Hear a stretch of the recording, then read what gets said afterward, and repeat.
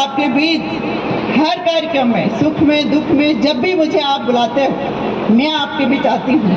और इस कार्यक्रम में पिछले, जहाँ तक मुझे याद है, मैं याद करूँगी वारिया सर को और हमारे टंट्या मामा के वंशज के रूप में रूपचंद दादा, जिन्होंने इस कार्यक्रम को पूरा जीवन पर्यंत किया और उसको सुनील भाई और आपकी टीम इसको बढ़ा रही है। तो मैं आपको बधाई, शुभकामनाएं देती हूँ। और पिछले 25 सालों से मैं लगातार इस दिन यहाँ पे आ रही हूँ, किसी कारणवश ही रुकी हूँ, नहीं तो मैं टंट्या मामा के, उनकी मूर्ति के यहाँ, उनके चरणों में प्रणाम करने के लिए, उन्हें याद करने के लिए हर बार आती हूँ। भाइयों, ये वक्त है, राजू भाई ने जो गाने के 2-3 बोल सुनाए, वो वही बात हमको संदेश टंट्या जन जन तक पहुँचाना है। बताएंगे, फिर से बताएंगे 2 शब्द उनके।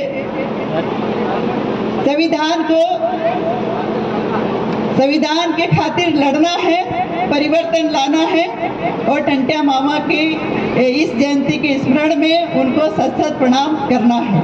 यही एक संदेश है जो हमको आखिरी घर तक, थाले मजरे टोले तक ये बात हमको पहुंचानी है। आज तो हम उनको बड़े धूमधाम से मनाने के लिए, उनकी जयंती के लिए आते हैं, किंतु भाइयों पीछे जाइए, उनके समय जब उनका जन्म हुआ था, किस हालत में हुआ था, किस परिवार में हुआ था, कैसे संघर्ष उन्होंने परिवार के बीच किया और उसके बाद उनके अंदर दर्द अपने समाज के लिए इतना था कि चल निकले वो बाहर, एक तीर कमार धनुष के निकाल के पीछे रख के और चल निकले कि मुझे मेरे समाज को अधिकार दिलाना है। अधिकार कैसा? उस समय देश की आज़ादी की लड़ाई भी लड़ रही थी। तो उन्होंने देखा कि हमारे आदिवासी भाइयों का शोषण तब खत्म होगा जब हमारा देश आज़ाद होगा। आज़ाद, इतनी बड़ी क्रांतिकारी विचार उनके थे और उस विचारधारा को आगे बढ़ाना, ये हमारी सच्ची श्रद्धांजलि उनको होगी कि उनके विचारधाराओं को हमको आगे बढ़ाना पड़ेगा, क्योंकि इस पंडाल में बैठा हुआ हर आदिवासी भाई टंट्या मामा है और अपने आप को उनसे कम भी नहीं समझना है। तो जब आज़ादी का पूरे देश में चल रहा था, युद्ध का शंखनाद था, हमारे मामा भी अपने आदिवासी भाइयों की युवा टोली को लेकर चल निकले और उन्होंने हर आदिवासी भाई का शोषण हो रहा था, जागीरदारों के खिलाफ भी लड़ाई लड़ी और हमारे देश को आज़ाद दिलाने में अपने योगदान भी दिया। और हमारी बहन बेटियां बैठी हैं, कभी भी भगवान को याद करें तो दूसरा नाम हमारे भगवान के रूप में टंट्या मामा है, उनको याद करना है, क्योंकि आज बहनों का नाम लेते जरूर पर रक्षा नहीं कहीं होती है। उस समय उनको मामा क्यों कहते हैं? इसीलिए क्योंकि वो हमारी माता बहनें बेटियों के रक्षक भी थे। यदि कहीं से आवाज आ जाए कि हम बेटियों के साथ कोई शोषण हो रहा, तो वो जाके खड़े हो जाते थे और रक्षा करने वाले थे।